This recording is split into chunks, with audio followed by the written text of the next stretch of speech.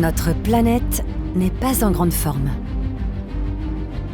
Bon, je vais pas vous refaire le film. La suite de l'histoire dépend de nous. Alors passons à l'action.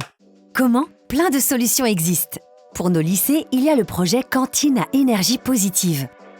Tout part d'un geste simple, le tri des déchets alimentaires à la cantine. Ça paraît anodin, n'est-ce pas? Laissez-moi vous expliquer pourquoi ce geste simple est si important.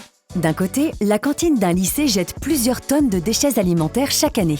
Ces déchets sont aujourd'hui en majorité incinérés, alors qu'ils sont encore pleins d'énergie. Dommage, non? D'un autre côté, les cantines scolaires ont besoin d'énergie et de bons fruits et légumes pour cuisiner. Et si l'on pouvait relier tout ça pour créer non pas une, mais 2 boucles vertueuses? C'est le principe des cantines à énergie positive. Voyons comment ça fonctionne. Les restes alimentaires sont triés, puis collectés à la cantine tous les jours en fin de repas. Ça, c'est la contribution des lycéens. Un geste simple, mais essentiel. Une partie va être transformée en compost pour être utilisée par nos agriculteurs locaux afin de nourrir les sols et de faire pousser des fruits et légumes de qualité.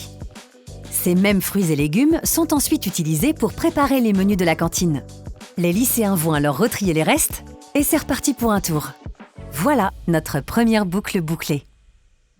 L'autre partie des déchets alimentaires part vers un site de méthanisation agricole locale. Ici, les déchets vont produire du gaz vert, une énergie 100% renouvelable. Le gaz vert est ensuite envoyé dans le réseau de gaz. Il peut ainsi servir pour le transport scolaire, pour chauffer l'école et pour cuire ces mêmes légumes. Et voilà, la deuxième boucle est bouclée. C'est pas beau, ça?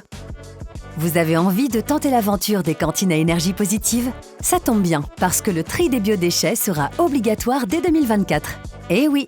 Alors, n'oubliez pas, si l'appétit vient en mangeant, l'énergie vient en triant.